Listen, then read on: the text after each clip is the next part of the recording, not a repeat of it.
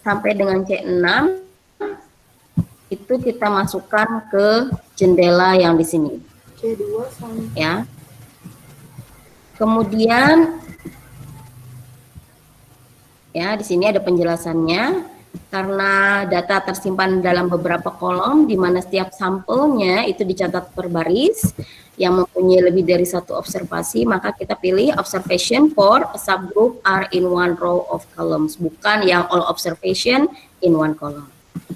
Kemudian langkah selanjutnya, ini seperti yang Ibu jelaskan tadi, masukkan data C2 sampai C6 ke jendela sini, dan kemudian pilih select sehingga mereka masuk ke sini. Ya. Nah, lalu kalian labelkan, ini adalah fungsinya untuk memberikan judul pada peta kendali output nanti. Sehingga di sini kita tulis saja peta kendali X bar R untuk data 1 misalnya. Dalam kurung kasih penjelasan ini adalah fase 1.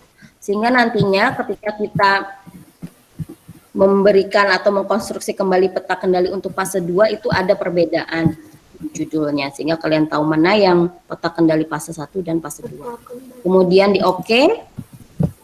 Terus lanjutkan ke X bar R option. Nah, di sini parameter ini mean dan standar deviasi, parameternya kita tidak ketahui karena dari contoh data ini kita hanya punya sampel, tidak punya data mengenai parameter rata-rata, mean ataupun standar deviasinya, sehingga kita gunakan estimasi dari sampel yang ada. Sehingga di sini pilihannya adalah use the following subgroups when estimating parameters. Artinya kita menggunakan subgroup yang ada di dalam Minitab, yaitu subgroup pertama sampai dengan subgroup ke 25.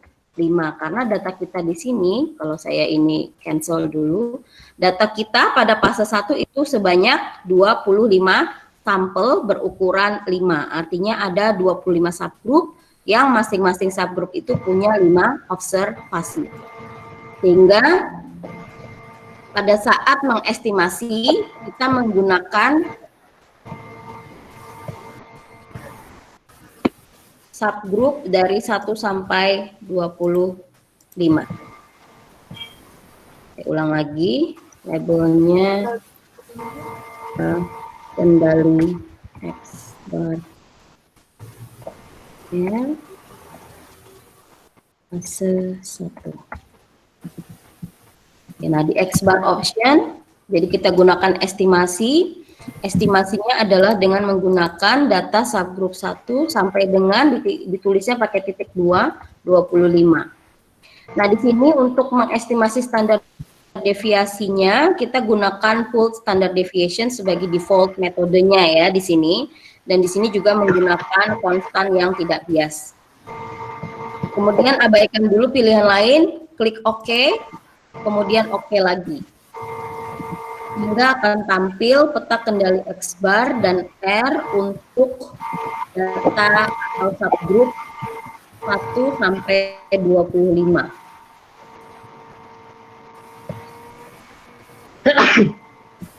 Ya, ini ya, sampai sini sudah paham langkahnya? Paham ya, sudah ada yang mencoba kemarin ya latihan. Jadi di sini ada limit-limit kendali untuk peta kendali X bar, ini yang pertama, dan peta kendali R untuk yang kedua. Nah, di sini kalian bisa lihat bahwa tidak ada subgroup yang keluar dari kendali limit. Meskipun pada subgroup ke-16 ini menyentuh batas atas, tapi dia masih dalam kendali. Ya, sehingga kita bisa simpulkan bahwa limit kendali yang kita bentuk pada fase 1 atau fase trial ini bisa digunakan untuk memonitor data berikutnya atau proses berikutnya. Sehingga di panduan Ibu tuliskan jika ada data tambahan, yaitu data tambahannya ada di data fase 2 sini. ketika ada 20 data observasi baru, ini ya data observasi baru yang akan kita tambahkan, kita copy dan paste lagi ke Minitab.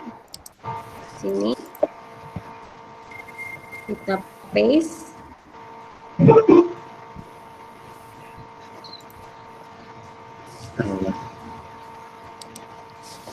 Nah, sekarang data atau subgroup data kita bertambah menjadi 45. Sehingga dari 26 sampai 45 itu adalah subgroup tambahan untuk diobservasi menggunakan peta kendali yang kita bentuk di fase pertama. Caranya bagaimana? Supaya limit kendalinya tetap menggunakan yang ini, tidak berubah. Jadi ini adalah limit kendali yang digunakan untuk memonitor produk berikutnya. Karena kita sudah membentuk limit kendali ini berdasarkan proses yang dia berada dalam state in control atau terkendali.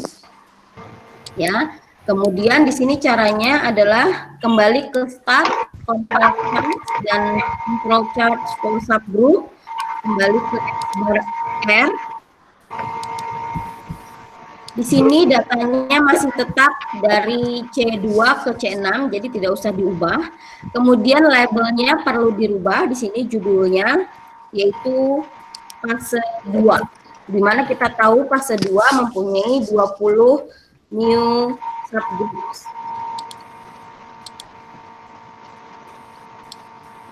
Jadi kalian bisa lihat nanti perbedaannya di mana.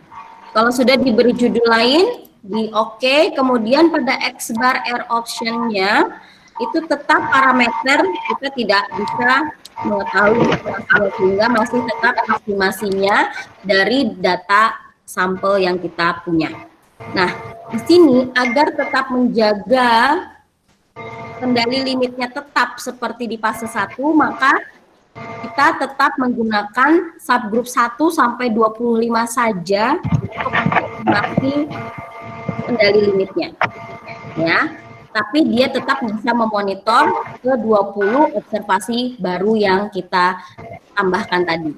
Hingga di sini tetap 1 sampai 25 dengan metode yang sama untuk mengestimasi standar deviasinya dan subgroup size-nya lebih dari 1, kita klik OK, kemudian OK lagi.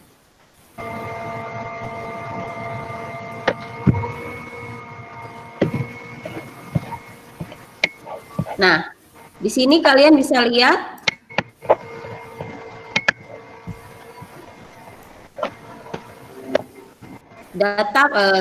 peta kendali di fase 1 dan peta kendali di fase 2. Ya, di mana limit kendalinya masih tetap sama, namun di sini ada penambahan subgroup, 20 subgroup baru. Nah, kita lihat bahwa di fase 2 ketika kita menggunakan peta kendali atau limit kendali yang sudah dibangun di fase 1, terlihat bahwa ada 2 subgroup baru dari 20 subgroup baru yang kita tambahkan itu yang di luar kontrol dengan menggunakan peta kendali ini. Nah, sehingga di sini nantinya untuk proses selanjutnya itu diidentifikasi ada apa dengan sampel ke 40 berapa ini. Nah, di sini kalau kalian klik titiknya, itu bisa kelihatan bahwa sampel yang keluar dari limit kendali ini adalah sampel ke 43 dan sampel ke 45. Ya, ada 2 di sini. Meskipun secara range-nya mereka masih berada di dalam kontrol. Nah, di sini juga bisa sebagai pertimbangan nantinya bahwa apakah sampel ke 43 dan 45 ini nantinya akan diinspeksi ataukah akan tetap didistribusikan ataukah dia masih layak untuk didistribusikan, mengingat misalnya range-nya masih dalam kontrol. Tapi sampai sini kalian sudah bisa mengkonstruksi peta kendali X-bar dan R untuk fase 1 dan fase 2. Fase 1 di mana peta kendalinya itu dibentuk untuk digunakan di fase 2 seperti ini. Jadi kalau di fase 1 kalian menemukan positif atau nilai subgroup yang berada di luar kendali, maka limit kendali ini harus direvisi dulu sebelum kalian menuju ke fase 2 dengan menambahkan observasi baru. Ya. Nah, dalam hal ini memang di fase 1 kita tidak punya data yang out of control. Seandainya ada out of control signal di fase 1, jadi ini sampai sini sudah paham ya? Fase 1, fase 2 sudah paham belum? Ada yang ditanyakan dulu sampai sini? Paham, Bu. Paham? Ada yang bertanya nggak? Ibu mau tanya. Iya. Bu, kalau misalkan itu tadi masih bingung kenapa untuk fase 2 masih pakai estimasi 1 sampai 25, Bu. Iya, karena di sini fase 1 adalah tahapan di mana kita membangun peta kendali dan limit kendali yang akan digunakan di observasi masa depan. Jadi ini seperti regresi. Di regresi, kalau kita punya data masa lalu misalnya, itu kita gunakan untuk mengkonstruksi model kan. Kemudian model itu divalidasi sampai hasilnya bahwa model tersebut mempunyai error yang kecil sehingga mampu digunakan untuk prediksi di masa depan dengan data yang baru, begitu kan? Nah, di sini juga sama konsepnya. Jadi peta kendali di fase 1 itu dibentuk untuk bisa memonitor data berikutnya di fase 2 sehingga limit kendali yang dibentuk di fase 1 ini akan tetap dibawa di fase 2 tanpa mengubahnya, kecuali jika di fase 1 terdapat data atau subgroup yang keluar dari limit kendali. Sehingga limit kendalinya harus direvisi dulu sedemikian sehingga setiap subgroup yang ada di fase 1 itu berada di dalam kontrol. Artinya di sini ketika semua proses di dalam fase 1 itu in control, artinya limit kendali yang kita gunakan itu akan dapat digunakan di fase 2. Ini seperti kalau di regresi itu pembentukan model dan validasinya itu di fase 1. Cuman di sini validasinya adalah melihat apakah ada subgroup yang keluar dari limit kendali atau tidak. Jadi kalau dia ada limit kendali yang keluar dari kalau ada subgroup yang keluar dari limit kendalinya, maka kendali limit ini harus diperbaiki dulu sehingga semua yang ada di sini nanti di dalam kendali sebelum digunakan ke fase 2. Jadi di fase 2 ini dengan menggunakan limit kendali di fase 1 kita bisa memonitor proses selanjutnya apakah dia masih tetap di dalam kontrol atau apakah subgroup yang baru ini itu dia berada dalam kendali atau tidak menggunakan limit kendali yang sudah kita bentuk. Nah, di sini ternyata ada 2 subgroup baru yang dia keluar dari kendali yang ada.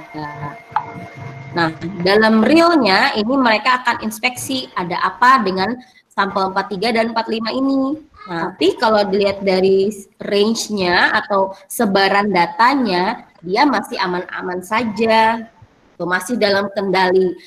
Cuman secara rata-rata dia itu keluar dari kendali atau limit kendali atau standar yang digunakan. Seperti itu. Bisa dipahami nggak? Bisa, Bu. Bisa ya? Nah. Bisa. Oke. Kalau bisa, sekarang saya simpan dulu fase 2-nya. Kemudian saya delete kembali ini data yang tambahannya. Kita andaikan terdapat subgroup yang out of control di fase 1. Jadi misalkan nih di fase 1 ada sampel yang out of control. Ya di sini tadi kan tidak ada sampel yang out of control ya.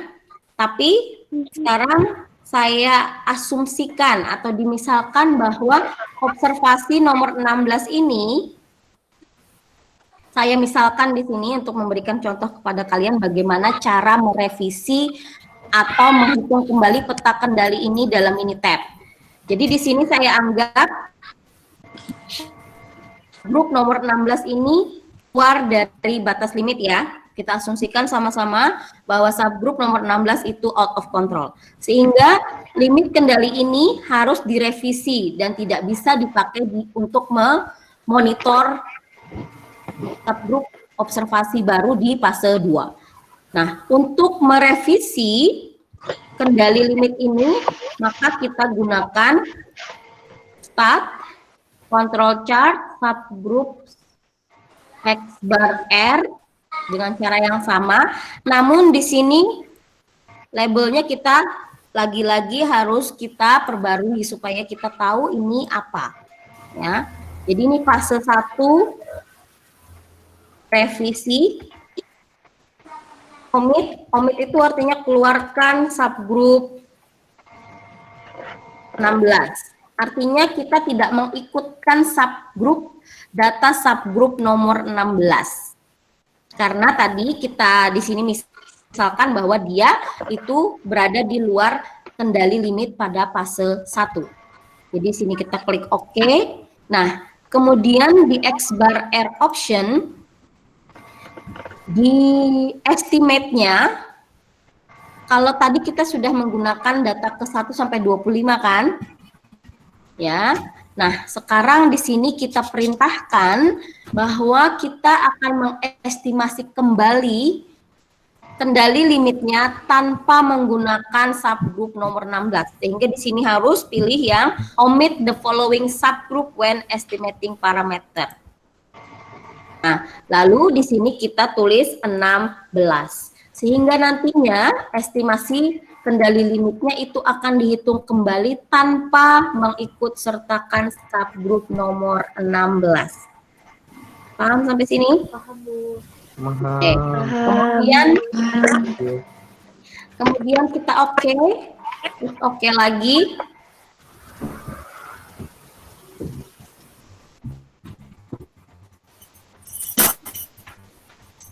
Nah, sekarang kita lihat peta kendali revisi.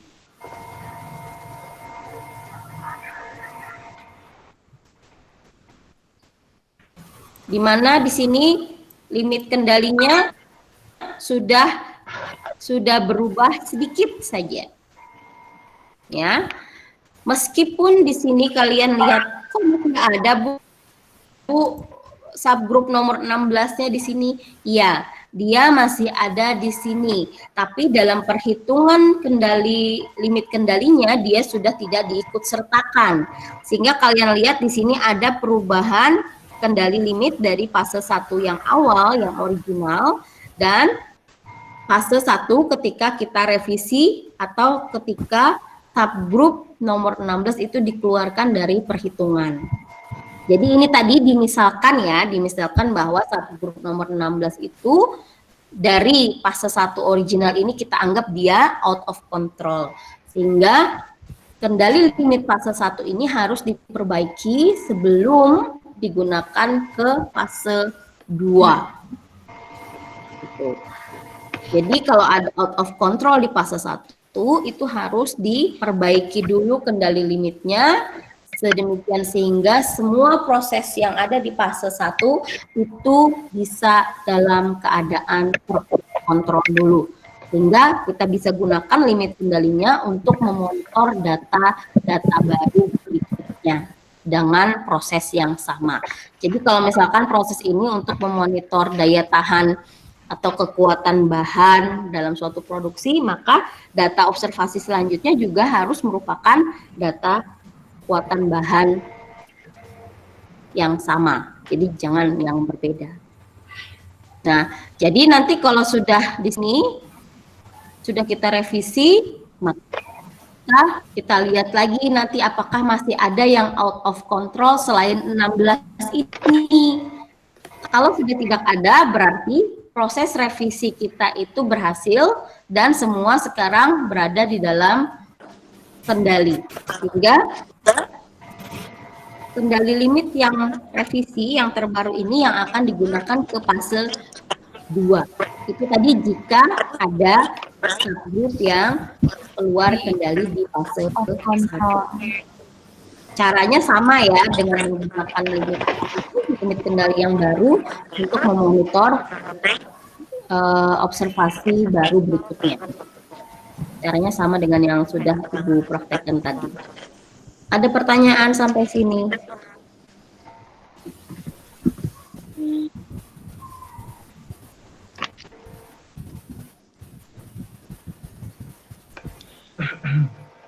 Step-stepnya semua sudah Ibu tuliskan di modul praktikum. Nanti setelah ini kalian baca kembali step-stepnya pelan-pelan. Kalau tadi Ibu jelaskan mungkin ada yang ketinggalan. Ibu sudah tuliskan semua di situ. Ada pertanyaan nggak? Ibu mau tanya. Ya. Bukan tadi yang pertama ada yang di fase 2 atau kontrolnya yang di X-bar. Nah, tapi itu nggak direvisi karena range-nya masih di in control, Bu. Ya, ini yang kalau dari data yang asli, itu memang kasus kita nggak ada yang out of control. Jadi ini bisa langsung, batas kendali ini bisa langsung diaplikasikan untuk ke fase 2 dengan menggunakan observasi atau subgroup baru. Ya, dengan tetap mengikutsertakan mereka yang 25 awal ini.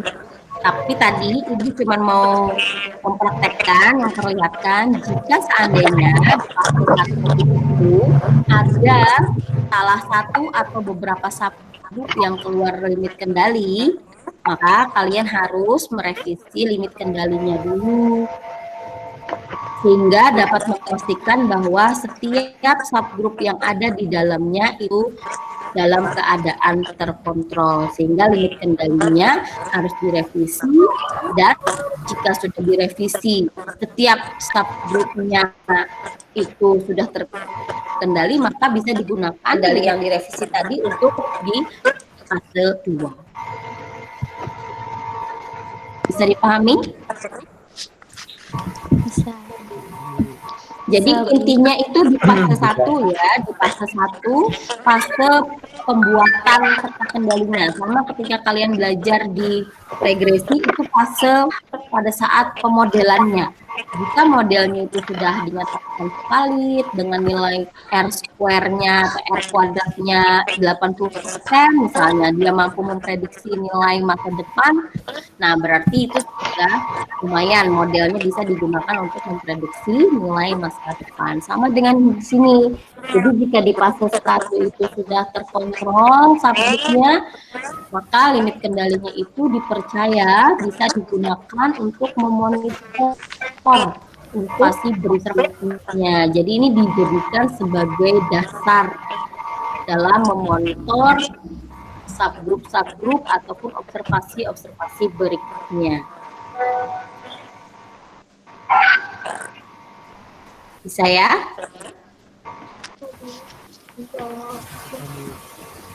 Nanti pelan-pelan dicoba lagi dengan menggunakan modulnya yang sudah Ibu share.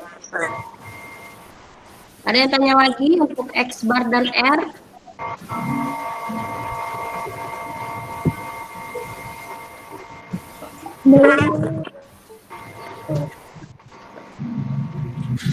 Ada yang tanya atau sudah sampai sini? Paham, Bu. Oke. Ya Allah, paham, Bu. Kita lanjutkan ke X bar dan S ya, biar nggak usah lama-lama, kasihan kuotanya nih. Kuotanya bayar sendiri.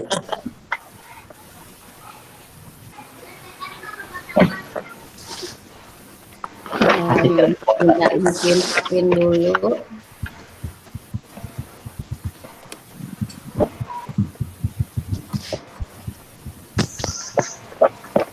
Kemudian kita akan lanjutkan ke peta kendali sebar dan S ya.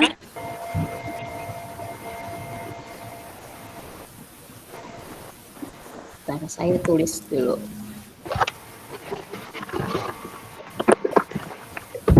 Di sini masih menggunakan data yang sama dengan data latihan R, jadi kita masih menggunakan 25 subgroup.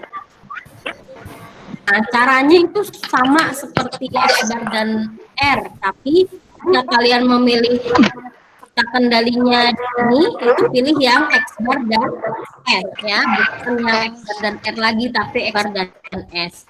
Jadi di sini kita ingin membentuk atau mengkonstruksi peta kendali rata-rata dan untuk peta kendali standar deviasi. Kalau tadi X-bar dan R itu kita membentuk peta kendali untuk nilai rata-rata dan juga untuk membentuk peta kendali dari nilai range-nya atau wilayahnya. Jadi satu, memonitor pemusatan datanya seperti apa. Nah, kemudian peta kendali yang satunya lagi, baik R maupun S, itu untuk memonitor bagaimana sih sebaran datanya. Masih ingat ya, ukuran pemusatan dan penyebaran data di pengantar statistika. Nah, jadi di sini pilih aja X bar S-nya.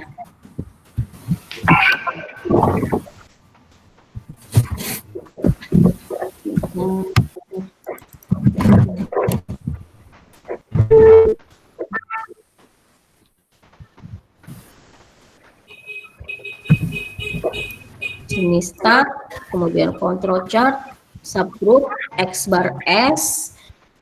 Nah, di sini kembali seperti tadi ya, karena observasi kita dijelaskan dalam setiap baris, maka kita pilih C2 dengan C6. Di sini labelnya lagi-lagi kita harus berikan judul, tidak bingung nanti peta kendali apa. Kendali X bar dan S, ini kita bilang fase 1. Kita oke. Kemudian di X bar dan S option,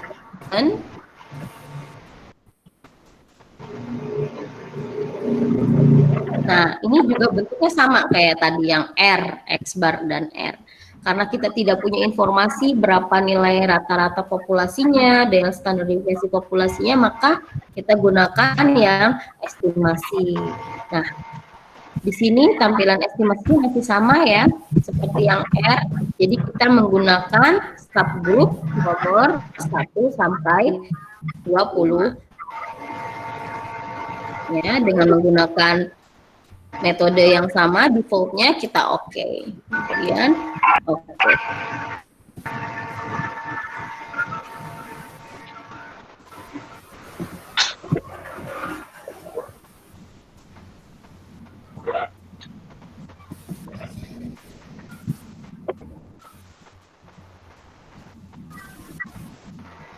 Nah, ini untuk peta kendali X bar dan S fase 1.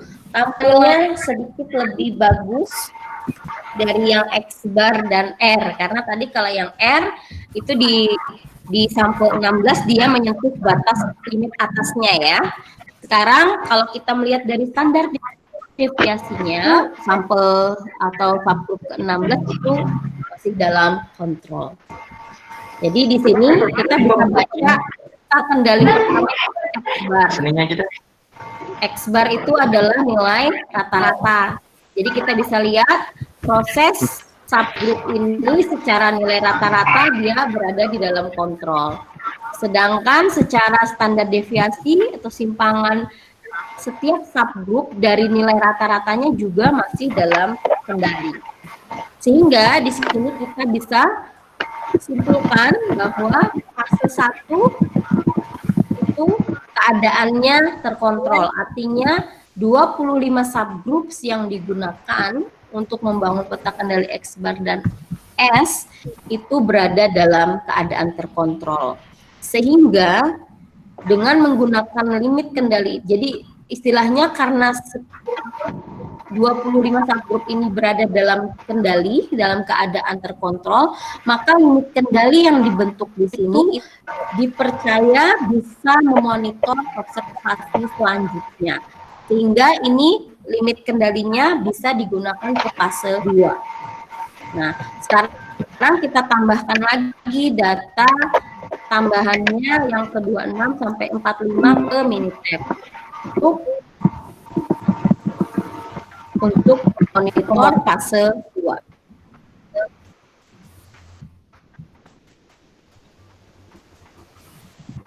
Nah, kita gunakan kendali limit yang di fase 1 tadi, ya, masih tetap.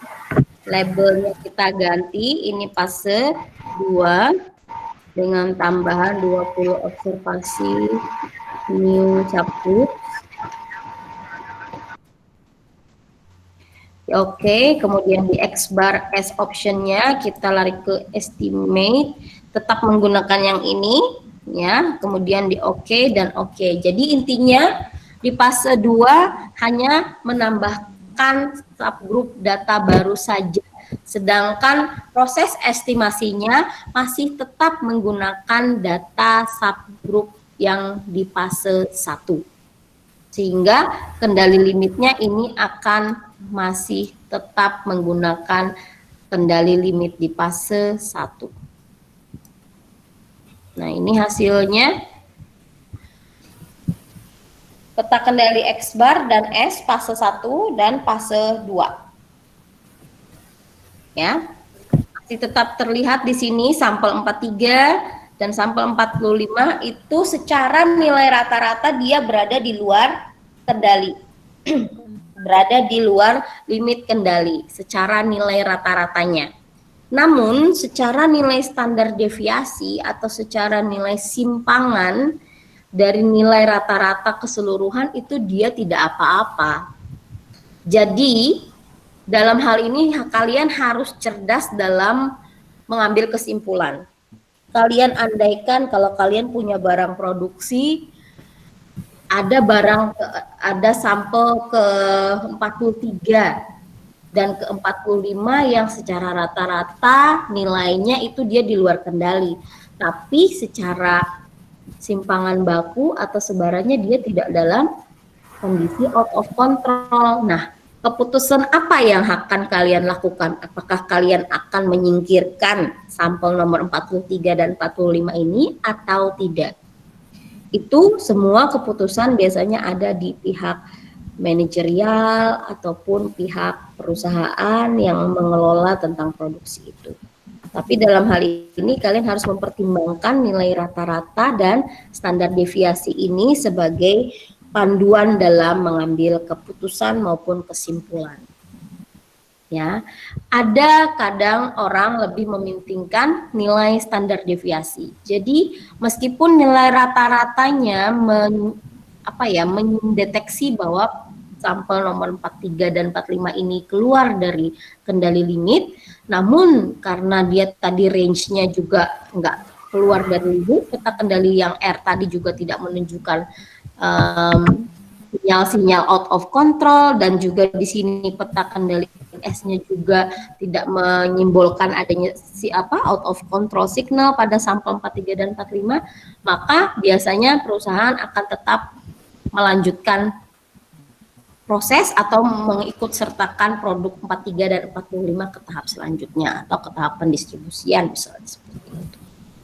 Ya, jadi di sini harus diperhatikan fungsi dari nilai min dan nilai standar deviasi.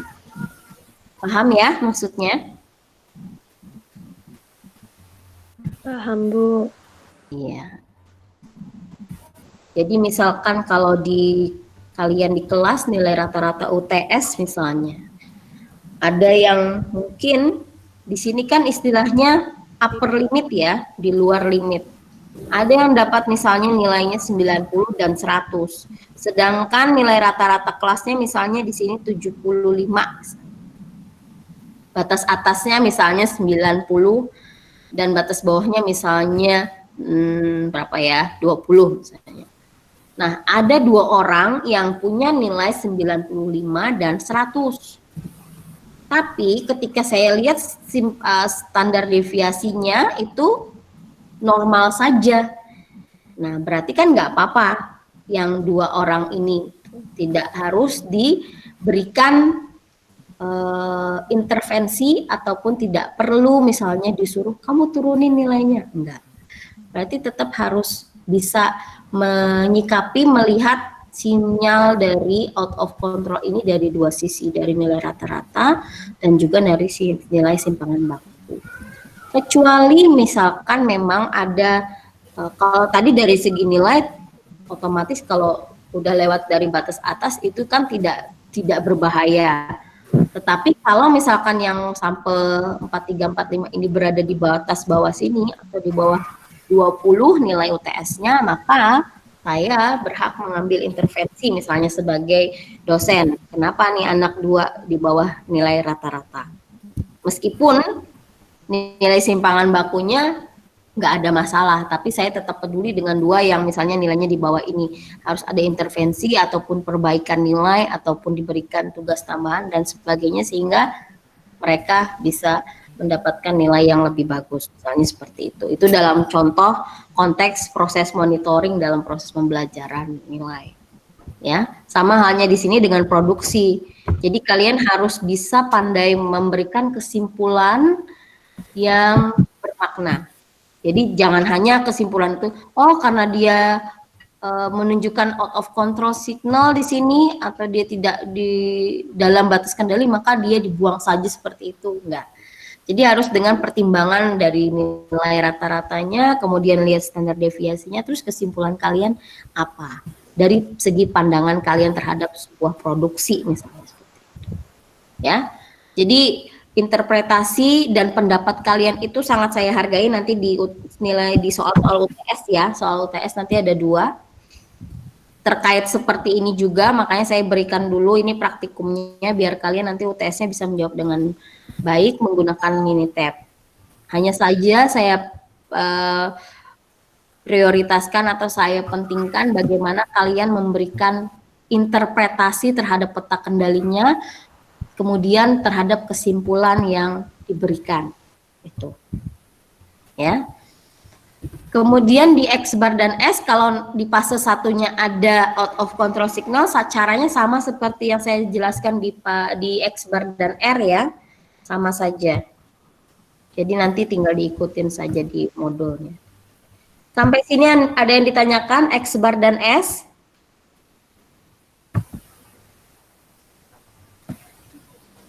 Belum ada. Ya, bisa ya. Jadi diingat bahwa peta kendali untuk variabel dan untuk data yang sifatnya subgroup atau data sampel yang berisi beberapa observasi, lebih dari satu observasi, itu peta kendali yang digunakan adalah X bar, R, dan S sebagai dasar. Ya. Nah, kalau tidak ada yang ditanyakan, saya masuk ke materi yang terakhir, yaitu tentang peta kendali untuk data variabel yang sifatnya individual atau observasinya cuma ada satu. Nah, di sini contoh datanya ada di data latihan individual. Kalau ini saya copy, ada 20 data fase 1 dan ada 20 data fase 2. Ya, masing-masing ada di sini. Kita coba copy ke Minitab.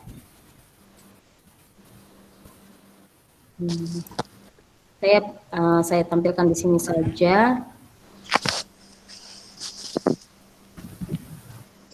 Jadi satu Minitab itu sebenarnya bisa untuk beberapa analisis, asalkan kalian nanti tepat menempatkan datanya di dalam analisis. Ya, jadi ini sudah saya copy dan paste data 20 observasi yang data 20 sampel yang mempunyai observasi satu-satu. Ini datanya ada di buku Montgomery tentang biaya mingguan yang dikeluarkan sebuah bank dalam proses peminjaman uang kepada nasabah, ya. Jadi di sini untuk mengkonstruksi peta kendali individu dan moving range atau IMR itu bisa dilakukan di Minitab juga dengan cara yang relatif sama dengan peta kendali X bar R maupun S. Di sini kita masuk ke start, control chart. Yang dipilih adalah bukan lagi chart for subgroup, tapi adalah variable chart for individual. Di sini kita pilih nilai IMR, Individual Moving Range Chart. Jadi kita bisa 2 peta kendali dalam 1 kali analisis. Nah, di sini hati-hati dalam memasukkan variabelnya. Variabelnya bukan lagi C2 sampai C6 karena ini data subgroup. Yang di sini dimasukkan adalah data C9 karena saya meletakkan nilai individualnya di C9. Saya pilih C9 yang berupa cos X. Lalu diberikan lagi judul labelnya peta kendali IMR fase 1. Kemudian masuk ke IMR option.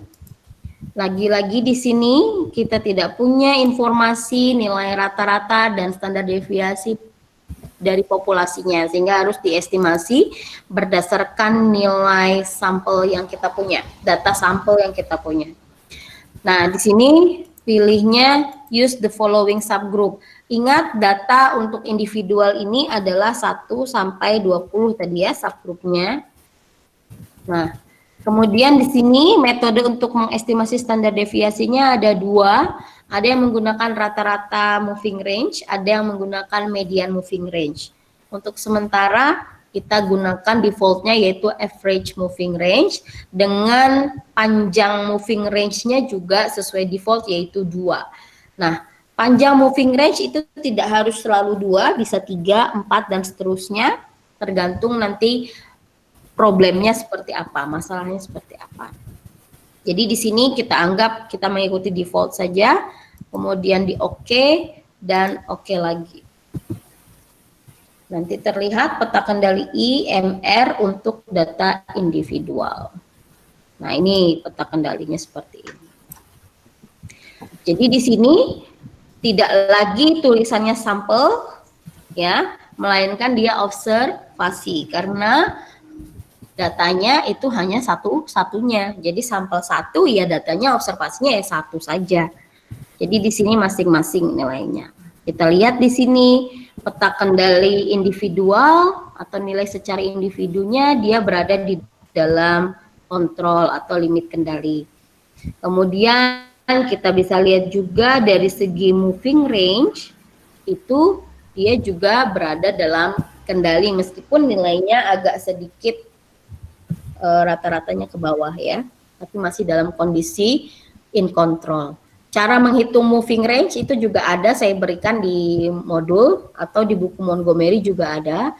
Jadi moving range itu adalah karena kan datanya individual satu-satu, sehingga setiap sampel itu nggak punya range, nggak punya nilai maksimum dan minimum kan, sehingga digunakan moving range yaitu dengan cara menghitung selisih antara data yang sekarang dengan data yang sebelumnya. Jadi misalnya ada data pertama, kedua di sini ya, data pertama, data kedua, sehingga moving range-nya itu mulainya dari data kedua, di mana moving range di data kedua ini diperoleh dari pengurangan data kedua dikurangi data pertama, diambil nilai absolutnya atau diambil nilai positifnya, ya.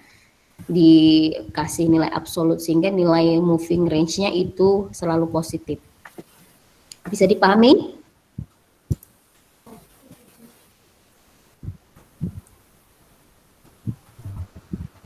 Bisa. Nah, bisa ya.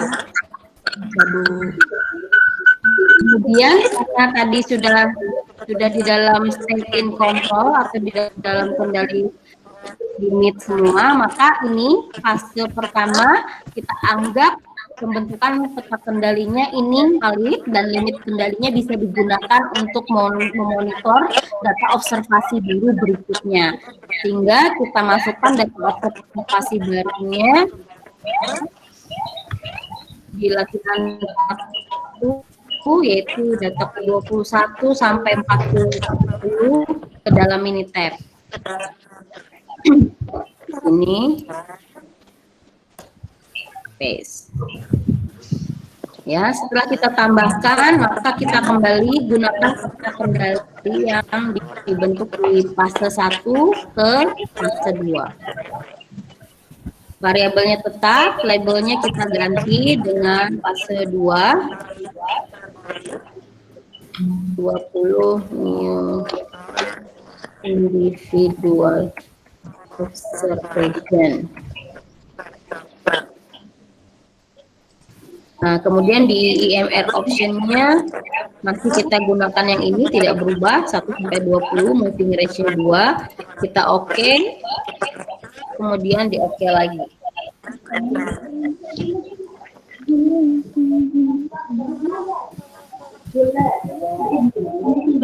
Nah, ini adalah kendali individual moving range fase 2.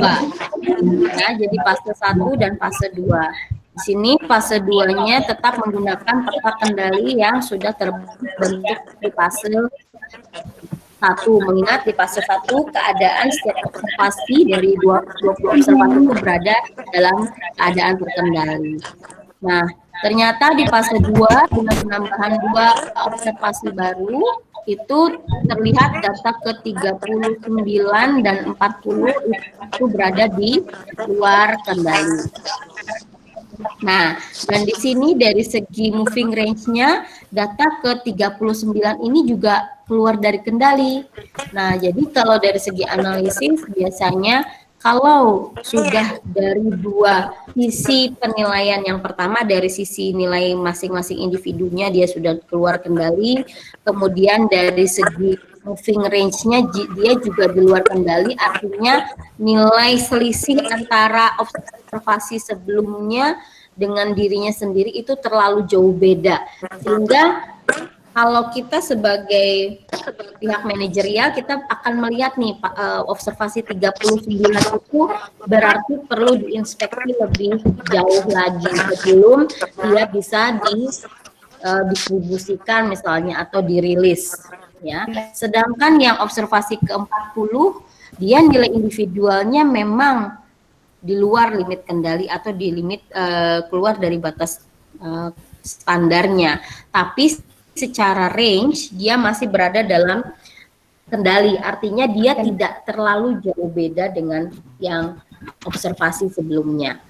Nah, jadi kalau harus memilih observasi 39 atau 40, itu observasi yang 39 yang harus lebih banyak diinspeksi atau dilihat dan dipertimbangkan sebelum kita masuk ke tahap produksi berikutnya, karena dia sudah menunjukkan tanda-tanda ketidaknormalan dari segi nilai secara individu diri dia sendiri dan juga dari segi nilai range atau selisih dengan observasi berikutnya. Jadi kalau kita andaikan individu value itu nilai kita sendiri itu sudah keluar batas misalnya, tapi dari segi selisih nilai kita dengan orang lain itu masih di dalam batas normal misalnya, berarti ini yang masuk sampel 40. Tapi kalau yang sampel 39 ini nilai kita sendiri itu sudah jauh dari kendali atau batas limit yang ada. Terus ketika dibandingkan dengan nilai orang lain kita juga jauh banget, berarti ada sesuatu yang salah di nilai kita sehingga harus diperbaiki. Seperti itu salah satu cara interpretasinya. Ada yang ditanyakan sampai sini?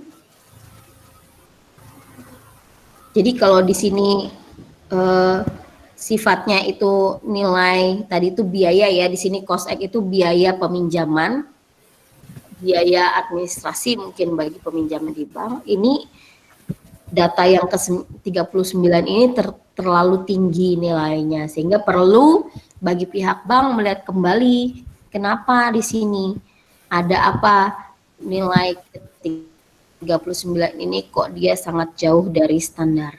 Apakah terdapat kesalahan ataukah ada hal tertentu yang menyebabkan cost-nya itu sangat di luar batas standar. Ya. Kalau yang data ke-40 mungkin masih bisa ditoleransi karena dia range-nya di sini moving range-nya masih berada dalam batas normal. Ada yang ditanyakan sampai sini?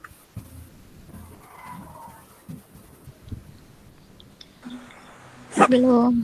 Belum ada, Bu. Belum ada itu berarti paham ya? Insya Allah. Iya. Insya Allah, Bu. Paham, Bu. Ya. Yang lain Paham sedikit, paham ya? paham sedikit. Paham sedikit ya, nggak apa-apa. Nggak ada yang nyangkut. Sedikit karena lalu. Modulnya lagi.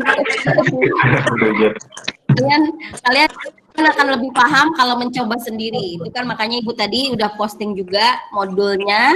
Jadi bisa baca lagi berkali-kali. Kalau ini kan live Ridho Akmal. streaming, nggak ada recordingnya ya. Jadi caranya sama kok.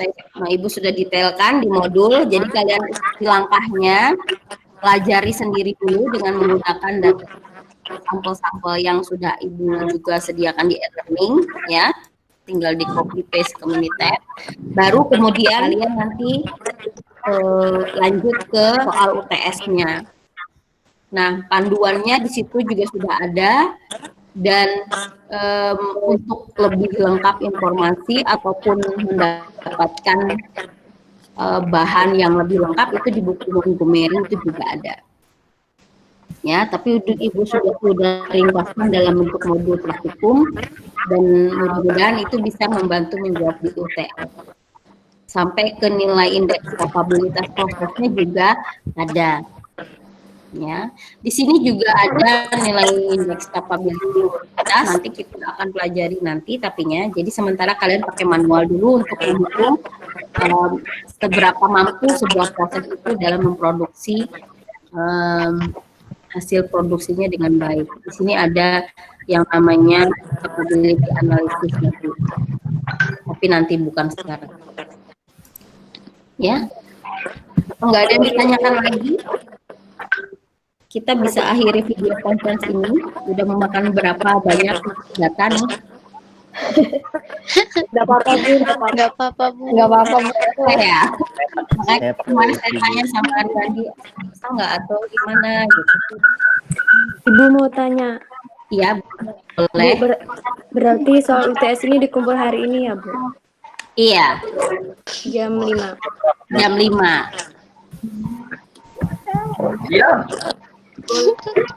Kenapa? Ada yang keberatan? Hah? Soalnya mau coba-coba dulu, Bu, takut Oke. Jangan jam 5, Bu. Hah?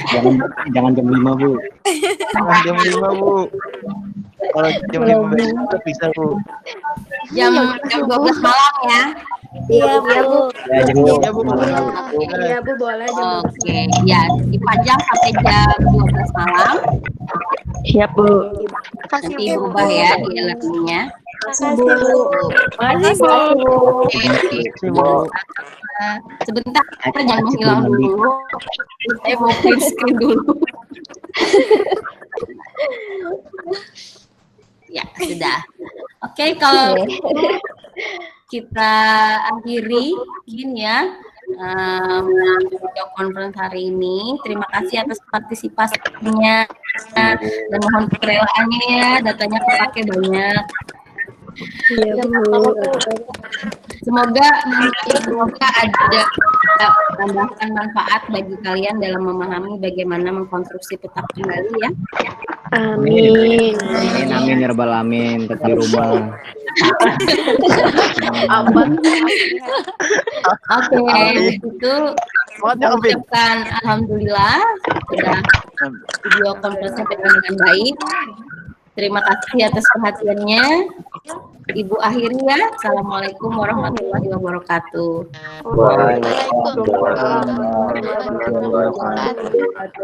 Cantik di rumah.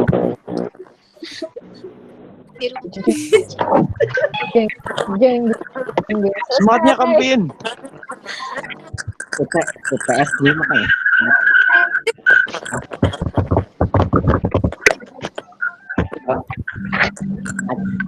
Mandi cit, dan lupa mandi cit. Yang kaya ikan mandi. Gimana? Udah bang. Mustahil bang kamu lipat kuliah nih mandi. Masih ada. Dicur lalu bagian jadinya.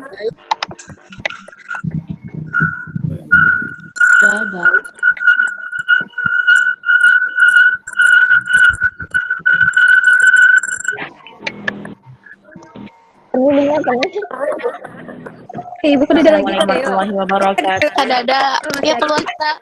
Yuk keluar. Pin, kamu presentasi, Pin. Pin, kamu presentasi, Pin. Pin, presentasi, Pin.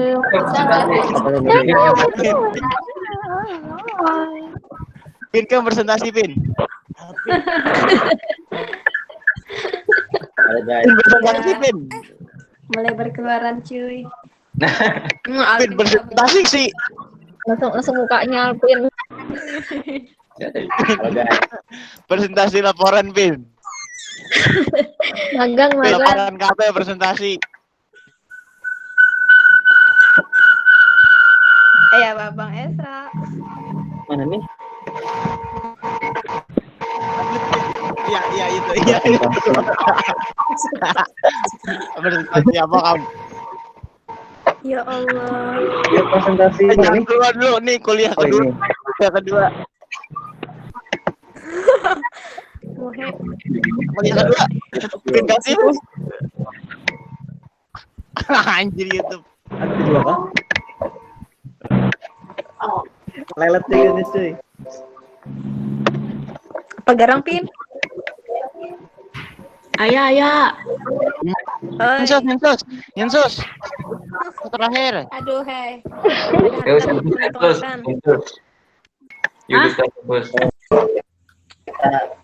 Ya. Pin video tutorial buka YouTube, Pin. Bodoh. Pinus.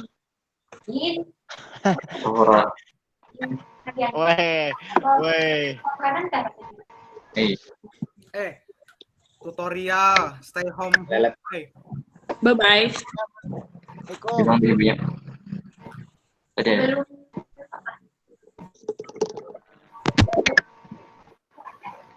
Ini mana nih? Jembatan tuh bang. Sebelum melatih jembatan tuh rasanya kan harus. Ada. Buan ini kan tidak di sini. Ini bokep. Kan sini makan gonggay.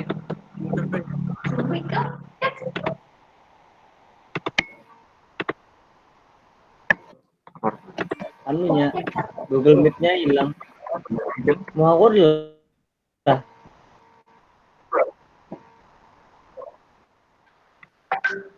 Hah?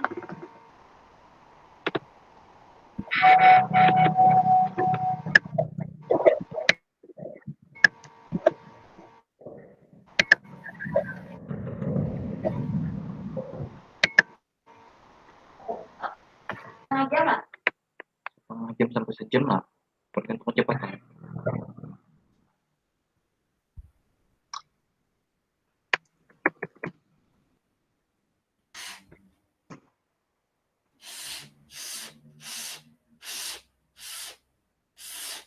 Apa ya bang?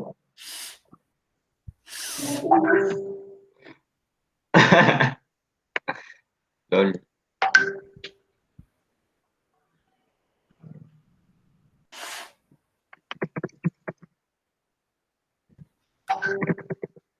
Ji. Cek Ji. Yuk.